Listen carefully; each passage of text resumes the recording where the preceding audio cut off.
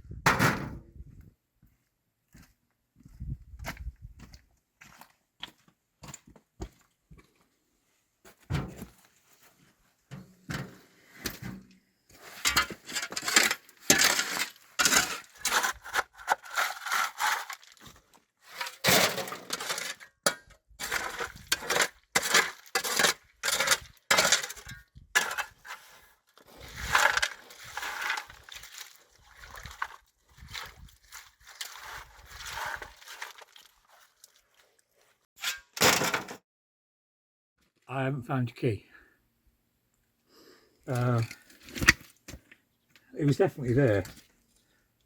Most of this now is just is loose stone. There's not that much mud left. So, unfortunately, I think it might have washed down. Metal detector. It is a metal detecting job. We'll find it with that. There's an odd screw, but I mean, there was definitely a key. But Well, we'll find it at some point.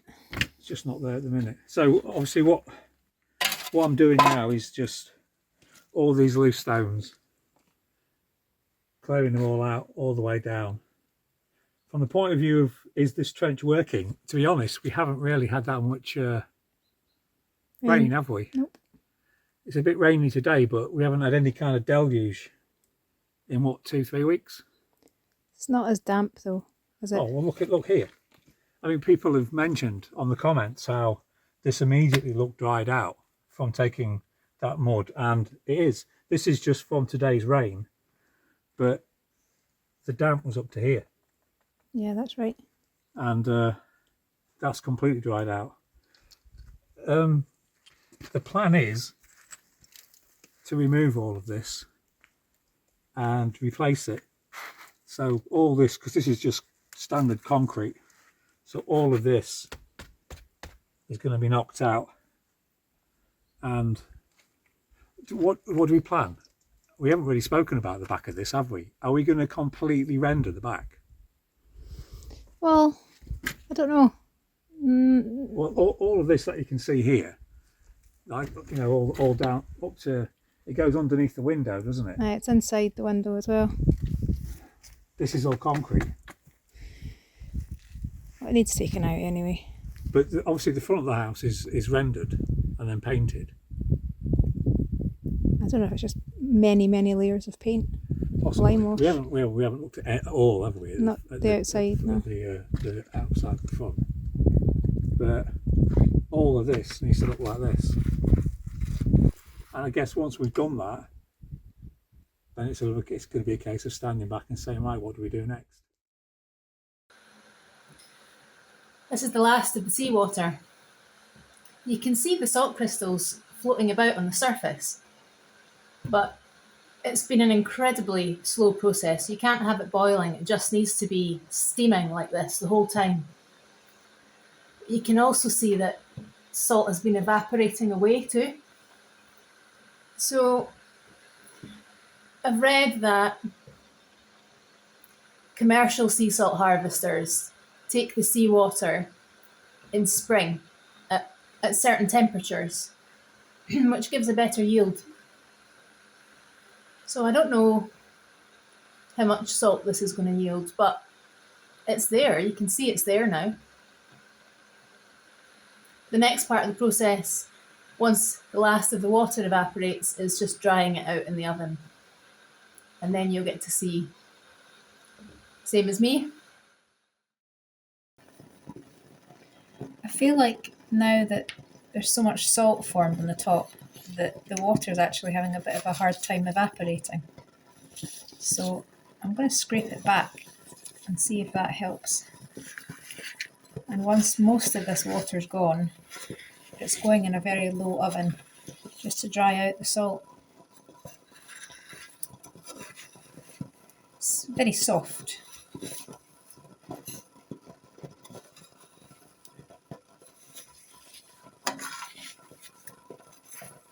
Depending on the mineral content in salt, the trace minerals that it has, where it comes from in the world, all salt has a different colour. From pink to brown to black to red.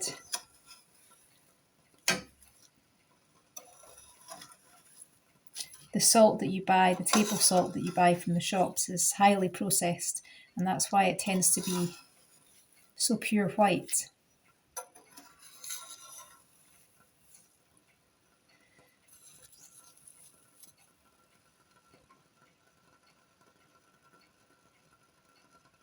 Not bad though, is it?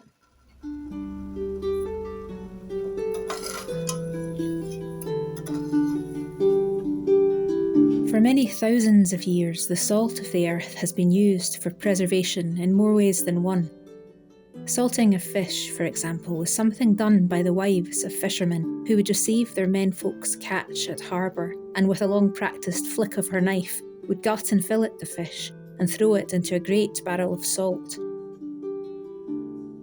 These barrels would store a good 1,000 fish for well more than a year, and barrels were bought by a community and shared.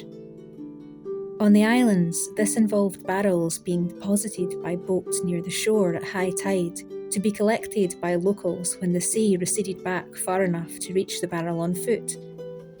Inland, preservation was done to red meats too. In a village, many families would have their own milk cow, with an annual fattened calf ready to provide meat as sustenance over the winter. As one family alone couldn't consume so much fresh meat, the community decided between them which family's calf would be slaughtered at certain times, and the whole village would share half the fresh meat, with the family salting the other half for their later use.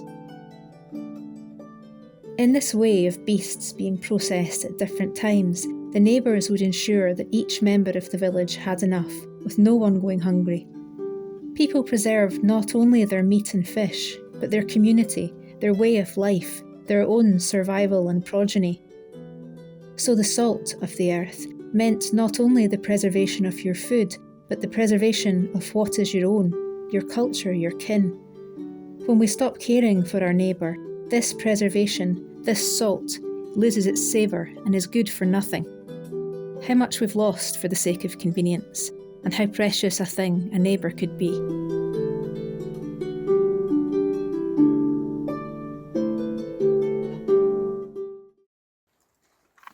New toy. It's not a toy. We said in the previous episode about the tree. What kind of tree was it? Cedar? No. What was the tree that fell down? Birch. Birch, that was it.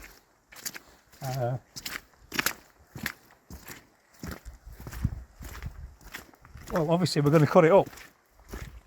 Well, a bit of it. weather's taken a turn for the worse. This is the easiest way to get to this.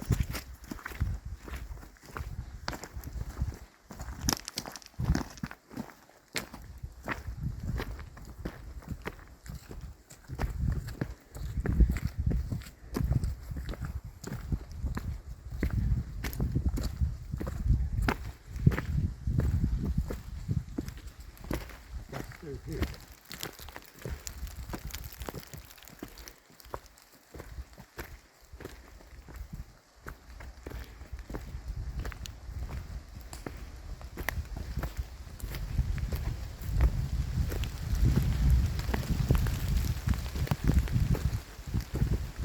Somehow I remember it being bigger.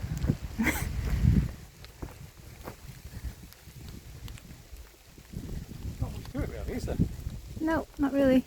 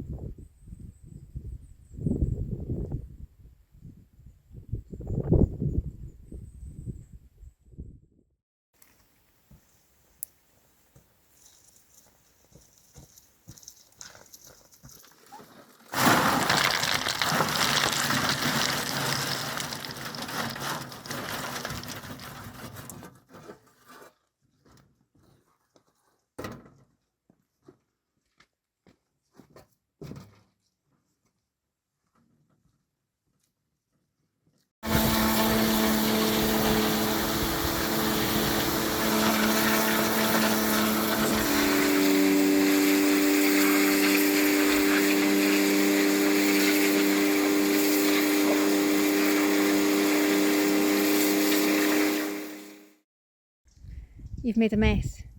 Well, no more of a mess than there was before. It's this is like pass number 2, and you think you've actually got rid of all the stones and all the mud, and what you find out is, I mean, go and have a look down there now. But yeah, this is the worst part, because this is just all.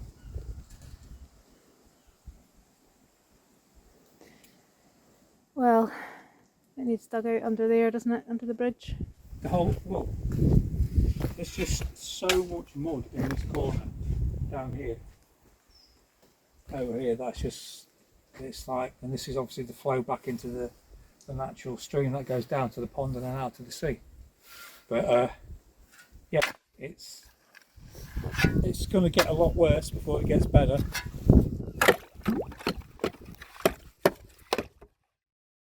Well, here we have it. We have about just shy of 500 grams of pure, unrefined raw salt from nearly 30 litres of seawater it was that I collected. It has a slightly pinky brown tinge to it. I'm not sure if you can see that.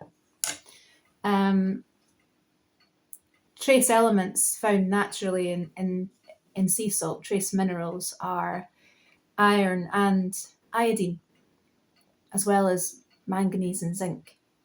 And iron and iodine, I would think the colour of this is probably due to having a slightly higher iodine and iron content, although I wouldn't know without having it tested. But these things in small quantities are important for the body.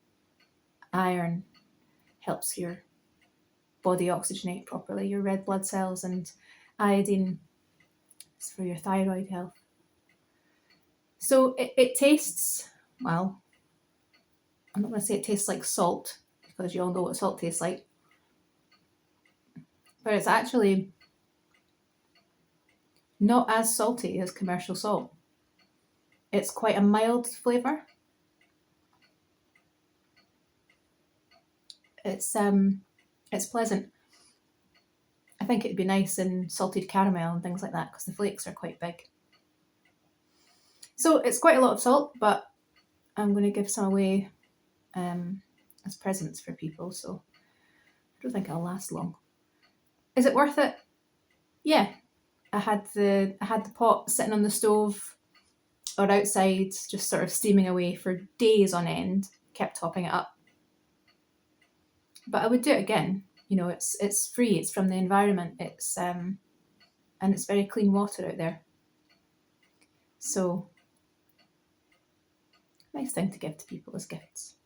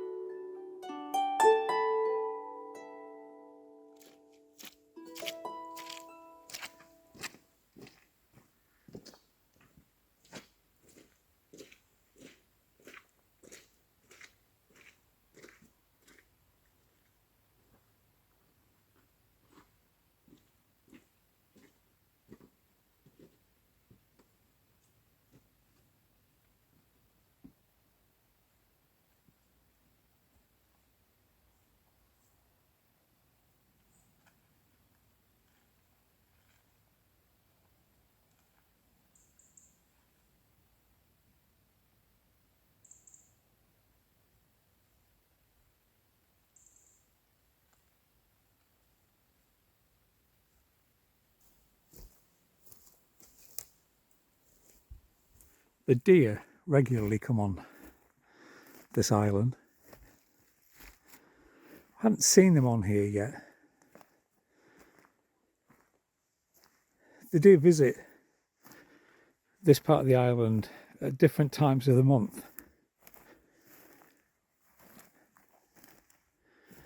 When we have the high tides, they tend to keep away,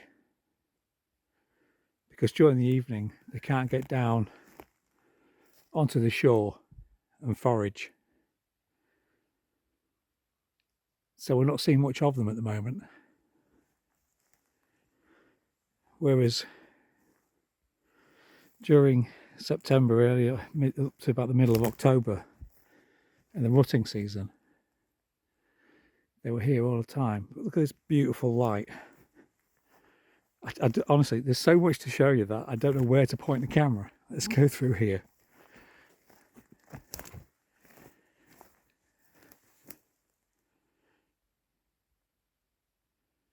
The water's like glass.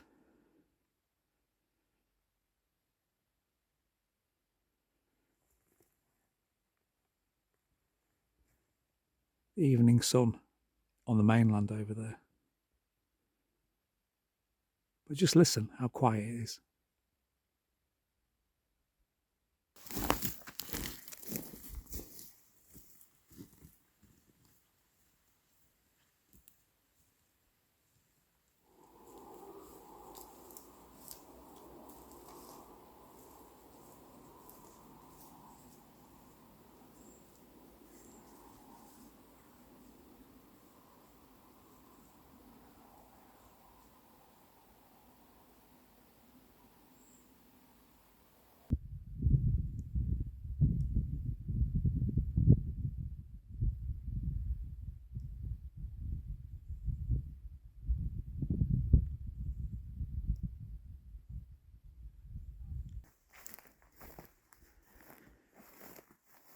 We've had quite a few new subscribers to the channel asking whether or not we own the island.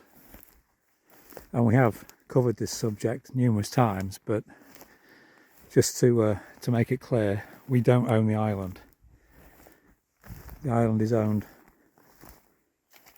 by a family who wish to remain anonymous, and it's been in their possession since the 1960s, I think, or early 70s.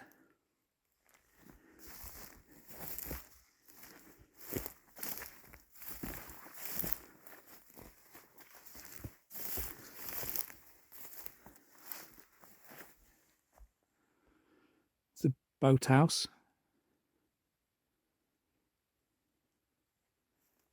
So this is the far west of this particular island.